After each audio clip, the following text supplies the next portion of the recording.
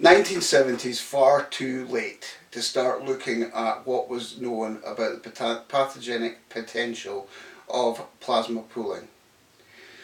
Britain led the way in freeze-dry plasma. In fact, Edinburgh was one of the key places where it was developed from 1943 onwards. Series of experiments through the 40s and 50s involving various blood products, in particular human albumin, all yielded high rates of hepatitis, killing many of those who had volunteered to be part of the clinical trials. So to look at haemophilia properly, plasma products pooling, we need to start in 1943. We need to look at the albumin experiments in the 50s, where the decision that the British government took to heat treat all albumin from 1965 onwards were probably, the research information was gleaned to justify that. They already knew that large numbers of donors were going to cause hepatitis. That's why albumin was heat treated in 65. We get to 1969, all haemophiliacs without their knowledge and consent are inducted into a thing called the haemophilia hepatitis observation experiment. No consent is sought. Your only qualification is your first exposure to blood products.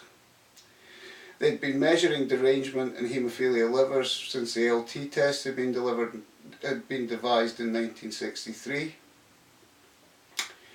They had already got significant knowledge that the higher the donor exposure, the more likely liver derangement was. When we get to 73, we become the go-to people for hepatitis B antigen. And it's very clear from the evidence I witnessed in Penrose that without haemophiliacs being infected with hepatitis B, we wouldn't have had a hepatitis B test for the donors coming through. So haemophiliacs being regularly infected with hepatitis B create a perverse incentive in blood transfusion safety, as each unit of blood that was harvested to get antigens to maintain the test and then later to develop the immunisation was worth £30,000 a time. So each volunteer donation saved the NHS £30,000 plus hundreds of hepatitis cases, as our blood was used to save others.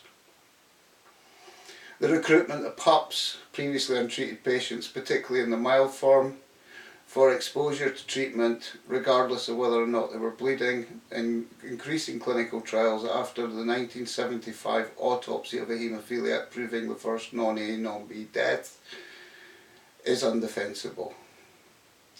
The differentiation in quality of care with 100% infectivity, the research parameters frequently forgetting the basic rights and ethical practices of the time, leaving patients completely in the dark about the risks they were taking, in my view makes what happened in haemophilia a genocide. Not anything less. We were genetically definable human beings given a lower quality of care and used actively as research subjects. Look at the UN definition of genocide. It fits. What happened in haemophilia is without doubt the largest human rights crime in the history of the NHS. Now to look more generally at blood. We have to ask whether or not that honesty about what was really going on in haemophilia and other large donor exposed patients, if it had been published for peer review in the proper medical magazines, might have had a significant impact on some key decisions. First one being the 1975 decision to reintroduce donors with unexplained jaundice if they tested negative for hepatitis A and B. This, in my view, significantly added to the hepatitis burden within the blood transfusion service and was unnecessary. We also have the decisions in 78 and repeated in 81 to not introduce surrogate marker testing, which would have picked up on donors with liver derangement. The reason was given that it would have resulted in a significant number of donors who were not at risk in being excluded from giving blood. But the truth is, if you actually look at the numbers, surrogate marker testing would have reduced the burden of hepatitis in the general donor pool by about 30%.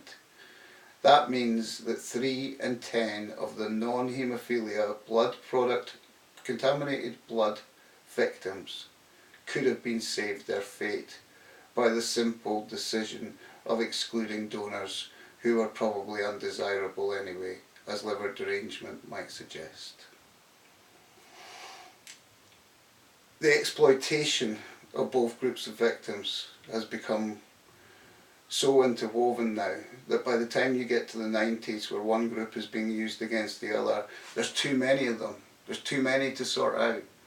Where whole bloods were basically being used to actually hide the true extent of the human rights crime committed against this genetically definable group of haemophiliacs and von Willebrand sufferers. It's like you were used, whole bloods. You were used to make us look too expensive. You were used to try and make people focus on the infections rather than how. Why did that happen? We're now going into a public inquiry where I think that everybody's story must be properly told, and if Mrs. May was telling the truth, that we need to answer for what happened after the infections came to light. Everybody deserves a much better compensation package than the piddling amounts that keep most dangled above poverty now. This inquiry cannot be limited by infection. We've got haemophiliacs dying of CJD now. We need to look at the whole pathological incident in its fullest, in full epidemiological terms. We need to make sure that family members, particularly sex partners, have not had adverse health effects. We need to make sure that the overall health of families are actually properly accounted for within this. I often said individuals were infected but families destroyed. That needs to be recorded, that needs to be recognised, that needs to be answered for everybody. As I say, I started this off on haemophilia because haemophilia is a human rights crime. But the way that non-haemophiliacs have been exploited to try and muddy the water since the 1990s in itself, I think, is arguably a human rights crime as well. I think it is absolutely deplorable the way that one group has been used against the other, the way the evidence has been smudged, hidden, disguised, just to protect a few powerful people who became professors on the back of infecting a few little genetically defined boys. Thank you for listening. Please campaign on. Please speak to your MPs. This consultation is a bad joke. It needs to be sorted properly. People who actually have read the evidence need to come forward and need to be put in a place where they are representing the real need in this inquiry, which is to go and look at the evidence that's there that proves that many of us should never have been infected. In the case of whole blood, I'll finish with one particular fact.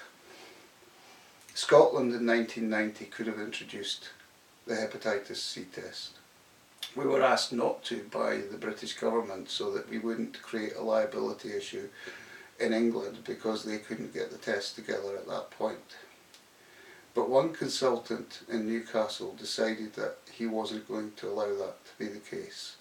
So he started testing his blood donors for hepatitis C. That consultant had his career destroyed. The testing was stopped.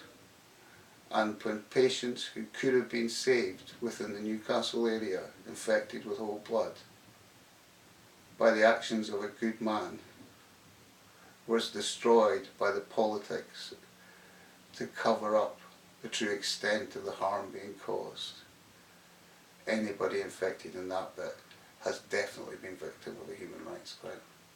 There is obscenity piled upon obscenity. Please do not underestimate your own power. Make sure your MP knows about how flawed this consultation truly is. Be righteously angry. You all deserve to be that way. Thank you.